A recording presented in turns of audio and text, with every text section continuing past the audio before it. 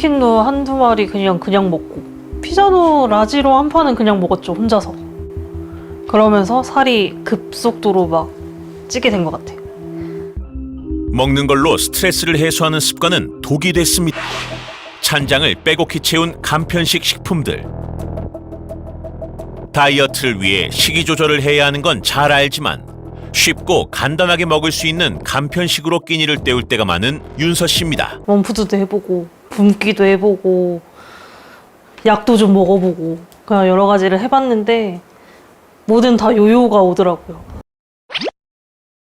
다시 살이 찌는 악순환의 반복. 언제부터 시작된 걸까요? 한 중학교 15살 때 후반부터 조금씩 불어났어요. 초등학교 4학년 때부터 태권도를 했었고요. 다치고 난 후부터 운동을 갑자기 안 하니까 조금씩 찌더라고요. 원래 했던 운동량으로 운동을 해도 돌아가기가 쉽지가 않더라고요. 많이 나갈 때 진짜 한 120, 125까지 나가보고, 개인 빵집 있잖아요. 그런 데 가가지고 한 6, 7개 사가지고 집에서 다 먹기에는 막 혼날 것 같으니까 막 몰래 숨어서 먹고, 급하게. 그리고 막 치킨도 한두 마리 그냥 먹고, 피자도 라지로 한 판은 그냥 먹었죠, 혼자서. 그러면서 살이 급속도로 막 찌게 된 것 같아요. 먹는 걸로 스트레스를 해소하는 습관은 독이 됐습니다. 방심한 사이 100kg이 넘자 윤서 씨는 다이어트를 위해 극단의 조치를 취하게 되는데요. 2017년도에 이밴드 수술을 결심을 했었어요. 그게 안에 위에 장치를 해놓고 줄였다가 늘렸다가, 그러니까 처음에 체중을 많이 줄일 때는 확 조이고, 그런 다음에 조금 빠졌다 싶으면 늘려서 먹는 양 좀 늘렸다가, 그렇게 왔다 갔다 하면서 조절을 하는 수술이에요. 어떻게 보면 극단적인 선택을 한 거죠. 다이어트 방법을. 기운을 좀 내보려고. 막 먹기 쉬운 거, 막 아이스크림 막 먹고, 막 죽 같은 거 막 먹고. 계속해서 먹다 보니까 위가 좀 늘어나잖아요. 늘어나고 이제 막 탄산음료도 막 들어가고. 이 수술은 어떻게 보면 실패를 한 거죠. 효과는 못 본 거죠. 위밴드 수술까지 했지만 여전히 살과의 전쟁 중입니다. 좀 출출한데?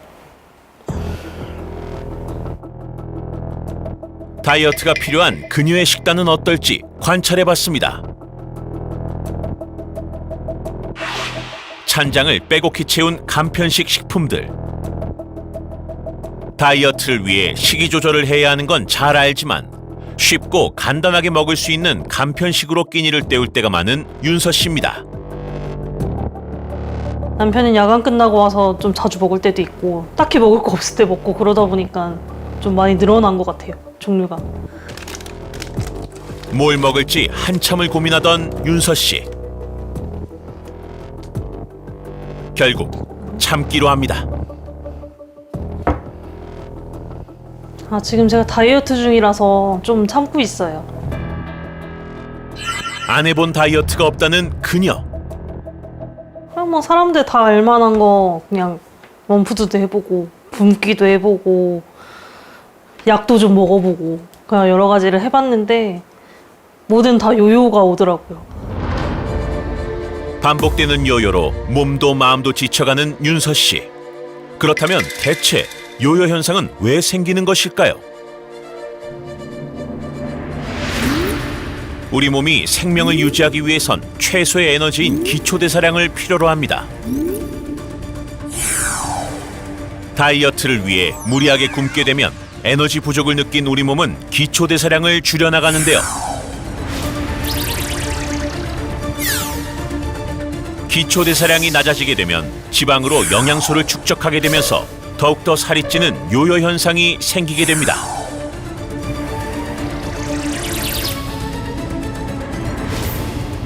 체중이 단기간에 갑자기 줄어들면 우리 몸은 비상 상황으로 인식을 해서 이 원래 몸으로 돌아가기 위해 에너지를 더 많이 흡수하게 되는데요. 이 때문에 단기간에 체중을 감량하더라도 이게 쉽게 살이 찌는 요요 현상이 일어날 수 있습니다. 그런데 문제는 이러한 요요 현상이 반복되게 되면 이 살이 찌기 쉬운 체질이 될 수 있다는 건데요. 심할 경우에는 이 혈중 포도당을 조절하는 능력이 떨어져서 이 당뇨병으로 발전할 수도 있습니다. 그렇기 때문에 극단적인 다이어트가 아니라 지속적인 다이어트가 중요합니다.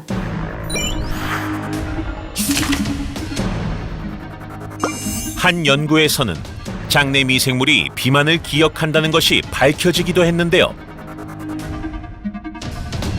비만주의 장 박테리아와 또 살찐 적이 없었던 이 쥐의 장 박테리아를 각각 주입한 결과 비만주의 장 박테리아가 주입된 쥐의 체중이 현저하게 빠른 속도로 늘어났습니다.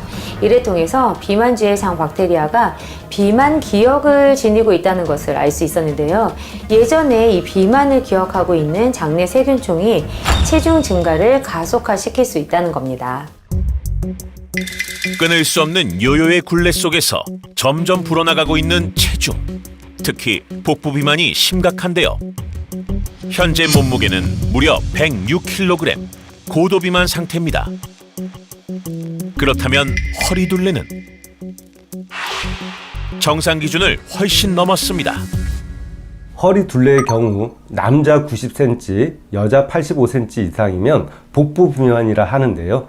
허리 둘레가 109cm 이상인 남성은 그렇지 않은 남성에 비해 사망률이 50%, 여성의 경우 95cm 이상이면 그렇지 않은 여성보다 사망률이 무려 80% 더 높습니다. 뭐 임산부 같다, 굴러다니냐, 뭐 그런 말들 주로 가족들한테 들어요. 그러면 더 스트레스 받아갖고 더 먹어요. 날렵하고 날씬한 아들이 새삼 부러운 엄마 현수 씨. 아유 잘한다. 아유 아들 잘하네. 몸이 가볍고 요즘에 운동해서 살도 빠졌다 야. 스트레칭을 내가 좀 도와줄게. 자, 이게 발이 끝까지 닿아야 되니까. 아이고. 아들의 도움으로 스트레칭에 도전. 버텨. 하지만 늘어나 버린 뱃살 때문에 몸을 숙이는 것도 몸을 펴는 것도 마음대로 안 됩니다. 아들의 도움도 무용지물. 지금 하는 운동이 스트레칭인지 스트레스인지 현수 씨는 헷갈립니다. 아유 5년 전만 해도 몸이 그냥 산에 뛰어다닐 정도로 그냥 날렵했는데 이제 막 여기저기 아프고 막 살찌고 엉망이 돼버렸네. 큰일 났다. 어떡하냐. 보면 조금 안쓰럽기는 해요. 어머니 옛날에 살 안 찌시고 건강하셨을 때는 산 다니는 것도 좋아하시고 골프도 좋아하시고 하셨는데 이제 살 찌시고 무릎 안 좋아지시고 그러고 나서부터는 좀 이렇게 힘들어 하시더라고요. 근데 좀 마음이 안 좋을 때가 좀 자주 있고 그래서 더 도와드리고 싶은 것 같아요. 그래도 이렇게 포기할 순 없다. TV를 보면서도 움직여 보는데요. 아유 맛있겠네. 아우 맛있겠다. 진짜 맛있겠는데요. 그렇게 시작된 음식의 유혹. 팔뚝살과 함께 그녀의 마음도 살랑거리기 시작합니다. 폭발하는 식욕을 참을 수 있을까요? 안 되겠다. 뭐 좀 먹어야지. 결국 유혹을 참지 못하고 주방으로 향하고 마는 현수 씨. 다이어트에 좋다는 바나나로 허기를 달래면서도 눈은 TV로 고정됩니다. 내가 좋아하는 건데 저거. 좀 먹으러 가야 되는 거 아니야? 자제력을 잃고 허겁지겁 바나나를 해치우는 현수 씨. 결국 폭식으로 이어지는군요. 순식간에 해치운 바나나. 그녀를 끊임없이 먹게 하는 폭식의 원인은 무엇일까요? 그 이유는 바로 식욕억제 호르몬인 렙틴 호르몬 때문. 렙틴은 지방세포에서 분해된 호르몬으로 뇌로 포만감 신호를 전달해 식욕을 억제합니다. 렙틴 호르몬이란 우리가 이제 음식을 먹고 나면 혈당이 높아지면서 식욕을 억제하는 렙틴 호르몬이 분비가 되는데요. 이 분비되는 시간이 보통은 20분 정도가 소요가 됩니다. 그런데 음식을 급하게 먹어서 이 렙틴 호르몬이 작용을 하지 못하면 그만 먹어도 된다라는 이런 시그널을 받기 전에 이미 과식을 한 상태가 되고 계속 먹게 돼서 결국 혈당 스파이크를 일으키게 됩니다.